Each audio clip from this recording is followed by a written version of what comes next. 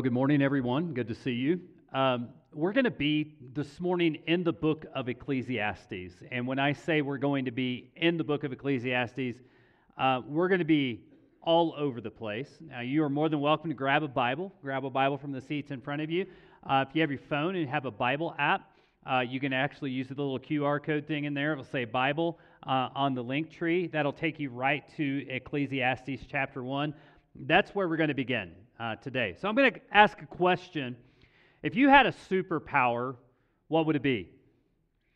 I just spent 8 days, actually a little bit longer than that, but Tara and I had 8 days uninterrupted with 4 very active grandkids, one of which is 17 months old. If he had a superpower, he is Dash from The Incredibles.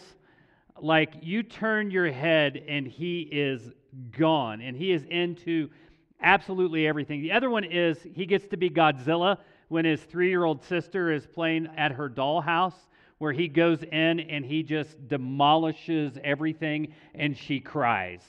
But anyway, that would be his superpower. Mine, I leave my debit card at restaurants. So you could talk to my wife about this. It is, I'm not going to say more times than not, but I cannot tell you how many times we go to a restaurant, I pay with a debit card, and we get to the gas station, we get to the mall, we get to Target, whatever it might be. I go to pay, I look at my wallet, and I turn to her and I say, we need to go back to the restaurant. And her usually is like, really, again? You're doing this again? And so last time I went to it was actually, I can't remember where it was. We went to the restaurant, went back. I said, hey, I left my debit card here. Manager goes to the back, looks for debit card. He's walking out. I've got my driver's license, which, by the way, they will always ask for your driver's license to make sure it matches up with the debit card. I already had it out, and he said, you done this before? I'm like, you have no earthly idea how much I have done this. But so I wouldn't necessarily call that a superpower or anything like that, but that's my thing. There was actually a guy in the Bible that, if there was a guy in the Bible that had a superpower, it might be that guy right there. His name was Solomon. Solomon was about ready to become king, and he had a big task. He was going to build the temple, do a lot of those different things, and God came to him, Solomon's son of David, and he says, listen, ask for whatever, and I'm going to give it to you. Now, interestingly, he didn't ask to leap tall buildings in a single bound or anything like that. He asked for wisdom. And quite honestly, if you're going to lead a nation, wisdom is a pretty good thing to ask for. And so God says, well, since you asked for wisdom, I'm going to double it. And so Solomon was incredibly wise, maybe superhuman wise, in the way that he was able to see life, and he became very wealthy. He became very powerful. The nation of Israel expanded under him. People would come from all around the known world just to listen to his wisdom. But not all was perfect. You see, Solomon, even though he was incredibly wise, he veered off course. One of the things that we find that Solomon married way too many women and had way too many women on the side. And he started to dabble in false religions, and what could have been this incredible life ended in a place where Solomon is at the end of his life, and he's questioning existence. He's questioning life. He's really kind of at a place like, I don't get the meaning of all of this. Kinda, if you were to read this and you're a psychologist, you might say the dude was depressed. He was having not like a midlife crisis, an end-of-life crisis. He was having a faith crisis. But yet, he is able to work through the junk and get to a really good place. So what we're going to do here today is we're going to work through the junk and get to a really good place. We're going to journey through kind of what Solomon was dealing with in his mind. Actually, just think about what Solomon is struggling with. We're going to start really at the beginning of the book of Ecclesiastes, and in chapter 1, verse 2, he basically begins with everything is meaningless. And says the teacher, completely meaningless. So here's the wisest guy who's ever walked the face of the earth, apart from Jesus, and this is what he's saying. In verse 14, he says, I observed everything going on under the sun, and really it is all meaningless, like chasing the wind. And chasing the wind is something that is a common refrain of Solomon in the book. In verse 17, he says, so I set out to learn everything from wisdom to madness to folly. But I learned firsthand that pursuing all is like chasing after the wind. And finally, he gets into chapter 2 in verse 17. He says, so I came to hate life. I think about that statement right there. So I came to hate life because everything done here under the sun is so troubling. Everything is meaningless, like chasing the wind. So the question is, why was he so frustrated? Why was he so down on life? Why was he so depressed?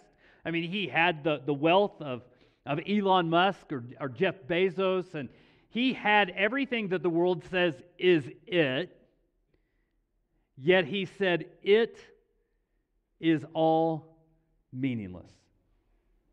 It's, in fact, this word meaningless, if you're using the ESV version, it would say vanity, and I don't necessarily like that particular way of saying it, but it really means that life is empty, and life is perplexing, and life is frustrating. You ever feel that? Ever feel that life just kind of is, what's the point? And that's where Solomon is. And I think he's there because he's examined a lot of the realities of life. So we're going to look at a couple of those realities here today. And again, we're going to kind of hop around a little bit throughout the book of Ecclesiastes. We're going to start with chapter 4, verse 1. Again, I saw all the oppressions that are done under the sun.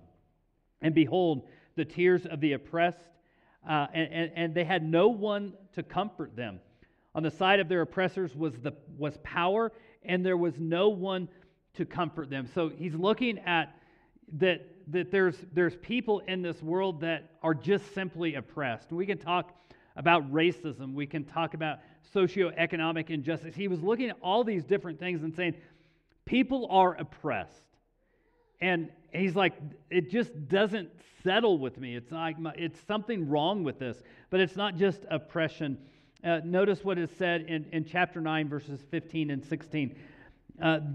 But there was found in it a poor, wise man, and he, by his wisdom, delivered the city, yet no one remembered that poor man. But I say that wisdom is better than might, though the poor man's wisdom is despised, and his words are not heard. So he's looking at not just oppression, he's looking at poverty. And, you know, we think about poverty. Jesus said we will always have the poor among us, but he's looking at the fact that there's impoverished people all around, and they just don't seem to get the help that they need. And then he goes on and looks at evil. Chapter 8, verse 11. Because the sentence against the evil deed is not executed speedily, the heart of the children of man is set to do evil. When evil goes unpunished, it opens the door for more evil to be done. We might be able to look at our world today and say that, again, when evil goes unpunished, this is what is going to happen. It kind of, men throw caution to the wind and says, hey, if they get away with it, I'm getting away with it. And evil just runs rampant. And then there's this, verse 14. There is vanity that takes place on earth, that the righteous people to whom it happens according to the deeds of the wicked, and there are wicked people to whom it happens according to the deeds of the righteous. I said that this also is vanity. This is also meaningless. So basically what he is saying is righteous people are treated as wicked people, and wicked people are treated as righteous people. Again, we could probably look at our culture and society and go, yup. Kind of seems like that's what's happening in many places today. And then chapter 10, verses 5 and 6, there is another evil that I have seen under the sun, Kings and rulers make a grave mistake when they give great authority to foolish people and low positions to people of proven worth. Fools are put in a position of leadership.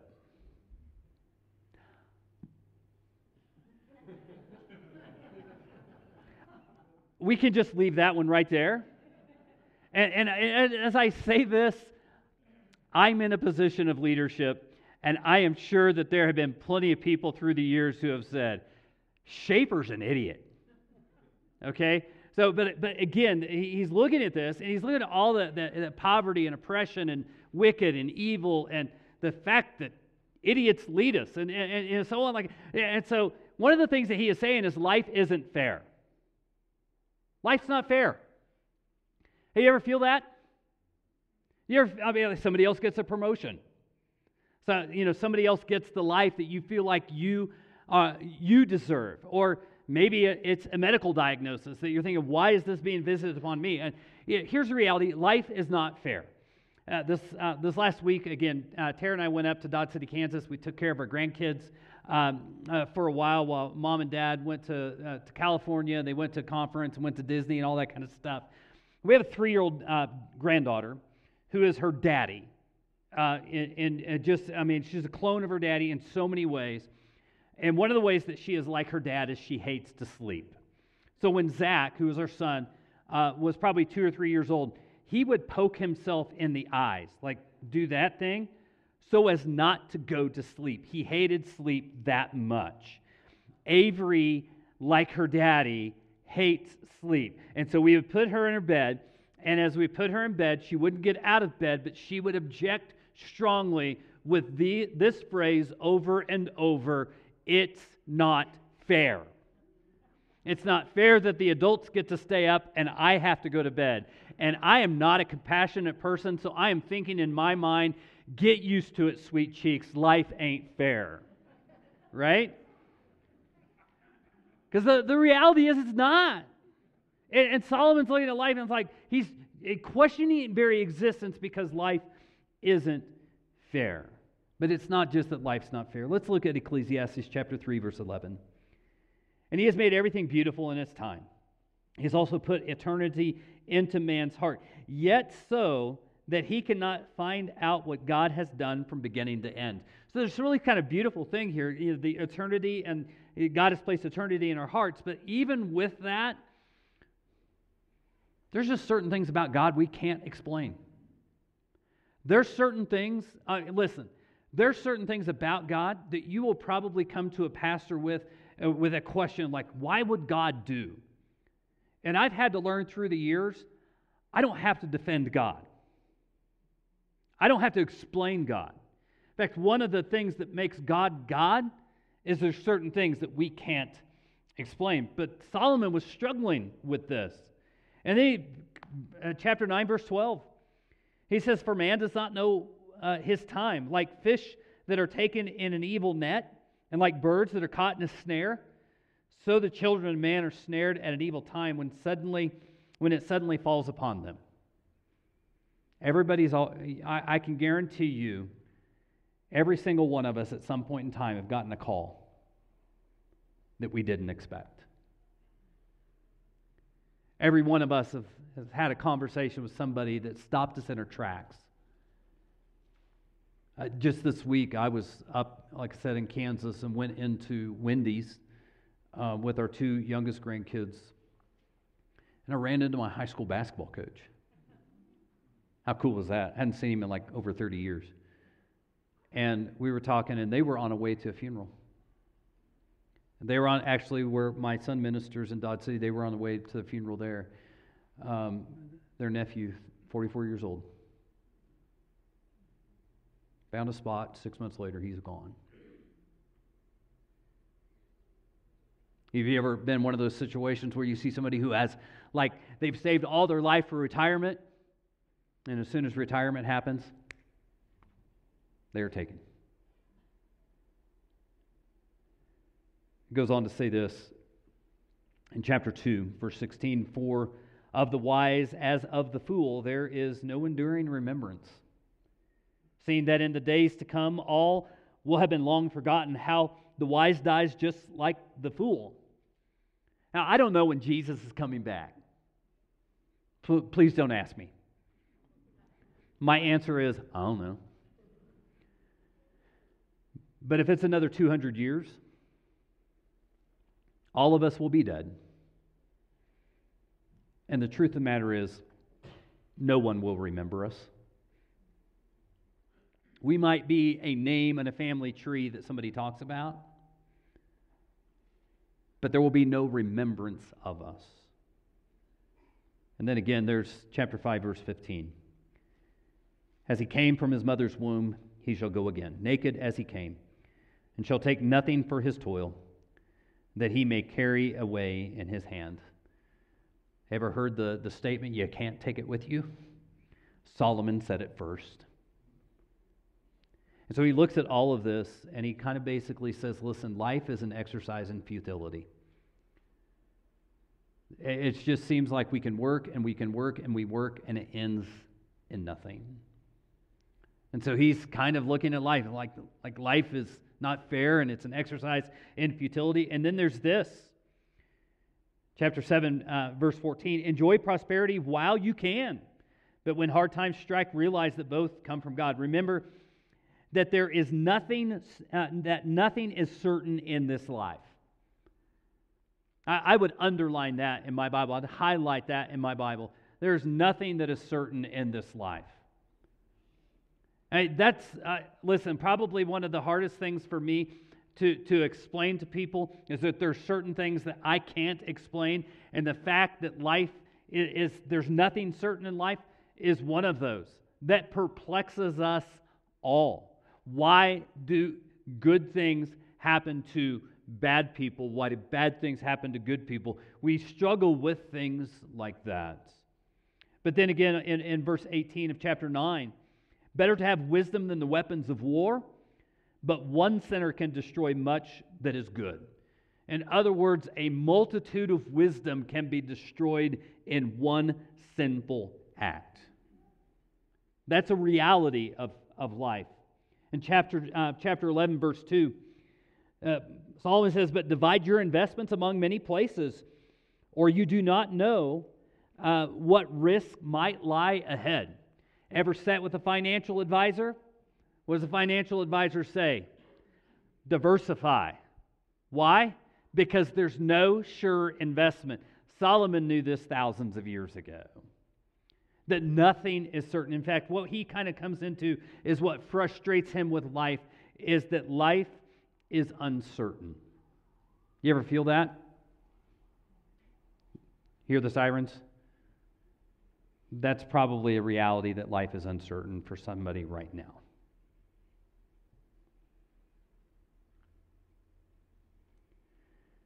One person said it like this, and I really appreciate this. Solomon is kind of saying that life is like a jigsaw puzzle with a bunch of pieces missing. And because those pieces are missing, it's just incomplete, and we can't wrap our minds around it. Now, we're in a series right now where we're talking about a biblical worldview, and one of the issues that we really need to grapple with is, what is my purpose? Really, how should I live? And up to this point in time, you've probably been thinking, well, Brandon, all you have brought today is a bunch of questions and a bunch of negativity. But I'm going somewhere. And I'm going somewhere because Solomon was going somewhere. He was wrestling with all of the things about life, but there are really two items that kind of float to the top, and these two items, as they float to the top, it's kind of like, yeah, but life is this. It's not all of this stuff. All of this stuff is depressing, and it's bad, and I can't wrap our minds around it, but we can wrap our minds around these two items. So I want to talk about those very quickly. But as we do, I'm going to tell you that the first time, I was, probably 21, 22 years old, I was in graduate school, and I heard a professor say, this is a purpose of life that Solomon talks about in the book of Ecclesiastes, and intellectually in my mind, I am saying, that's not the case. Because listen to this. Listen to chapter 3, verses 12 and 13. I have perceived that there is nothing better for them than to be joyful and to do good as long as they live. And also everyone should eat and drink and take pleasure in all his toil. This is God's gift to man. Now I want you to think about this here for a moment. We're talking about toil and labor, talking about job, pleasure, and God's gift to them. We don't necessarily think this all the time, but the occupation that God has given us in life should bring enjoyment, should bring satisfaction. And at the end of the day, you can say, I worked today, and I earned money today, and I supported my family. There should be enjoyment and satisfaction in that. Actually, later this year, we're going to be doing a series. We're calling this Everyday Theology, and we're going to talk about the rhythms of life, but in the rhythms of life is job, and how that we can find fulfillment in the careers and jobs that we have, but also that we can use that as a mission field that God has placed us in. But he's not done talking about this. This is a very common theme. In verse 15 of chapter 8, and I commend joy, for man has nothing better under the sun but to eat and drink and be joyful, for this will go with him in his toil through all the days of his life that God has given him under the sun. Again, talking about joy and life and ultimately the toil that we go through. And again, in chapter 9, verse 9, live happily with the woman you love through all the meaningless days of life that God has given you under the sun. The wife God gives you is your reward for all your earthly toil. Now, some of you are probably saying, wait a minute, my marriage is a battlefield. But I'm going to say this, it doesn't have to be. I'll even go as far as to say when it's good, it's good. And I'll even go as far as to say when it's good, it's great. And there is joy that comes in marriage. There comes that fellowship. And God's saying it's not good for man to be alone. And listen, we want to help you in your marriage, so I'm going to make a shameless plug right now. The 26th, 3 weeks from today, we're going to be starting a class. It's a video class led by a family in the church called Love and Respect. It's about marriage, 6:30 Sunday nights, childcare provided. You can actually use that little link tree, the QR code, and sign up right now while I'm preaching. So if you'd like to do that and so on, in fact, I can tell you, my daughter's about ready to get married, and I'm telling her about this class because I know it's valuable. And again, we need to put hard work into our marriage. But there's a theme, there's a thread that kind of runs through here, and it's the idea of enjoying life. I'll never forget when I was sitting in class in Abilene Christian University. Dr. Thompson was always looking like this through his glasses. If I had hair, I could show you how his hair was always over his eyes and so on. But I remember Dr. Thompson talking about this in class, that most of us were raised with the idea that God is the great cosmic killjoy, that He's put a bunch of rules and regulations and commands into our lives to punish us, and He just wants to take all the fun out of life. But the reality is He's given us His Word, He's given us His commands, He's given us guardrails and parameters by which to live, and when He's given us those, that actually brings fulfillment and joy into our lives. And so I know for me, it was a struggle to reach that point to say life is to be enjoyed. That God has given us life as a gift. I don't know that maybe when we stand before Him up in heaven, He's going to ask us, what did you do with the life that I gave you? And so when you look at Solomon, you got Solomon who went way beyond the parameters, way beyond the guardrails, right? And so his life was one of absolute hedonism. So I don't think that's what he's talking about when he's talking about enjoying life. I think he's saying live within the parameters.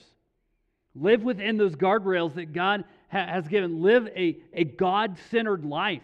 And from that, It will impact your marriage. It will impact your job. It will impact your free time and bring you joy, bring you enjoyment in life. But here's the reality. It's not so much about how we live our life. It's the reality that we live with judgment in mind. We're going to talk about death next week. And I know that death is not a subject that we like to talk about, and judgment is not something that we like to talk about. The fact of the matter is we will all face judgment. And the judgment that Christ's followers face is going to be much different than those who have chosen not to have Jesus as part of their life. But there is an end. And Solomon looks at that end, and he kind of comes up with this idea that, well, maybe there is a point to it. He's talked about enjoying life, but he reaches the end. Reaches the end of the book of Ecclesiastes and just kind of drops it. Chapter 12, verse 13. The end of the matter. All's been heard. Fear God and keep his commandments, for this is the whole duty of man. 6 times in the book of Ecclesiastes, we are told to fear God. When we talk about fear, there's a couple of different kinds of fear that we talk about. We talk about that being filled and consumed with, oh, God's going to smite me, sort of fear. And listen, God could do that if he wanted to. But there's another type of fear, and this type of fear is like awe. It's wonder. I remember back in the 90s, and I was in Bible college, we used to sing the song, I stand in awe of you. That there is something about God that should create wonder and should create that awe, but it is also that we seek to revere him or honor him. And it's not just that we honor him, it's also that we depend upon him. We trust that he is God, and we trust that his ways are best. In fact, I love what it talks about when it talks about the fear of God and how that centers our life. In Ecclesiastes chapter 7, verse 18, it is good to grasp the one and not let go of the other. Whoever fears God will avoid all extremes. Can we just say that we live in a world that it just seems like everything's at an extreme? And one extreme that Solomon was dealing with was that idea of giving in. Just giving in, throwing caution to the wind, giving in to all the temptations that are there and going that extreme in life. But then he also went to a place where he was like, I just want to give up. So there's the idea of, give in or give up.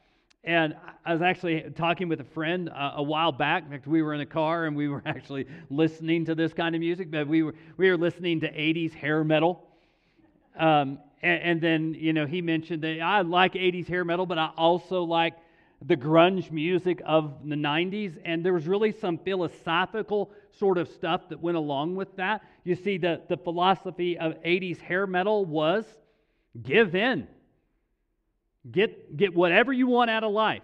Have as much fun as you can, party as much as you can. You understand, it was just like, it was the age of decadence and opulence. But the grunge metal of the 90s said that didn't work. Life just sucks. That's really what grunge metal of the 90s was about. Life is not worth living. I mean, Nirvana, it is no surprise of why Kurt Cobain committed suicide. Because life was not worth living. Those two extremes are still prevalent in life. But the fear of God centers us to not go either one of those. When you think about that, that kind of leads us to our bottom line, and the bottom line is this. The purpose of life is to enjoy life and honor God. It took me a long time to realize that life could be enjoyed. But I will tell you that that's liberating and freeing. Listen, I love my lumpy recliner where I can watch TV.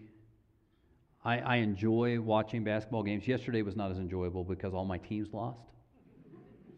Like all of them. But there are certain things about life that are good. When God says, keep my commands, I think what he is saying is, I'm going to give you some guardrails. I'm going to give you some parameters by which to live.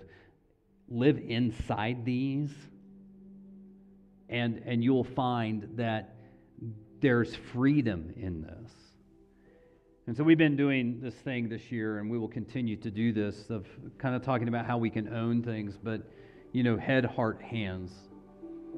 And think about Ecclesiastes chapter 12, verses 6 and 7. Yes, remember your Creator now while you are young, before the silver cord of life snaps and the golden bowl is broken. Don't wait until the water jar is smashed at the spring and the pulley is broken at the well. For then the dust will return to the earth and the spirit will return to God who gave it. This is a fancy way of saying we're all going to die. And it's better to live with the knowledge that we're all going to die than to ignore that is going to happen. So if Jesus does not come back, we are all going to die. And he basically says, listen, remember that your Creator is also your judge. We're going to be at that place where we are going to face judgment. So that's something that we need to realize. We're going to have to give an account of the life that God has given us. But armed with that, think about verse 12. My son, beware of anything beyond these. Of making many books there is no end, and much study is a weariness of the flesh. Now, he was talking about the fact that there are so many things like book-wise out there. I'm going to add to that. Be careful what you read, listen to, and watch. We live in an age of information. We live in the digital age. We can get on YouTube. We can go to any podcast. We can go down any rabbit trail we want to go down. And pretty much, I can't tell you how many times I have conversations where people are saying, hey, I was reading the other day. I was watching a YouTube video the other day. I was listening to a podcast, and it kind of took them to a place that they should not go in their mind. And here's one of the things that we have to realize is what influences your mind will direct your heart. And what will direct your heart is going to guide your steps. And so this is what Solomon says about this. The end of the matter. All has been heard. Fear God and keep his commandments. This is the whole duty of man. The idea here, keep his commandments, is not just we know his word. We immerse ourselves in his word. We know his commandments. We know his statutes. We know his guidance in our life. Because we also have to come to grips with this. What influences your mind and directs your heart must guide your steps. So when the greater influence of everything is God's word, that's going to guide our life. And again, talk about joy, the freedom that comes in knowing Jesus. It's something very powerful in there. So again, what is my purpose? Enjoy life, honor God. Those are two interconnected things. God has given us life. Let's not waste it. Join me in prayer.